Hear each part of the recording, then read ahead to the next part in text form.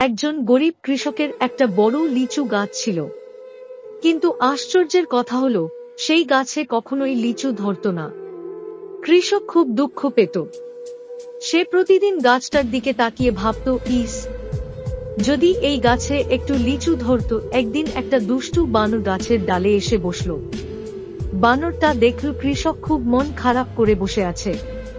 পরের দিন কৃষক আর বানর মিলে গাছে একটা বিশেষ ওষুধ ছিটিয়ে দিল। তারপর যা হলো তা দেখে সবাই অবাক। কিছুদিনের মধ্যেই গাছটা হাজার হাজার লিচুতে ভরে গেল। এত লিচু হলো যে ঝপাঝপ মাটিতে পড়তে লাগলো। কৃষক সেই লিচু বাজারে নিয়ে গিয়ে বিক্রি করল। কিছুদিনের মধ্যেই সে অনেক ধনী হয়ে গেল, কিন্তু সমস্যা হলো গাছটা থামতেই চাইছিল না। লিচু পড়তে পড়তে পুরো মাঠ আর চারপাশ ভরে গেল। কৃষক খুব চিন্তিত হয়ে পড়ল। শেষে সে আবার গাছে আরেকটা ওষুধ ছিটিয়ে দিল যাতে লিচু পড়া বন্ধ হয়। ওষুধ ছিটানোর পর গাছটা একেবারে লিচু দেওয়া বন্ধ করে দিল। এটা দেখে কৃষক খুব দুঃখ পেল। সে গাছের নিচে বসে কাঁদতে লাগলো।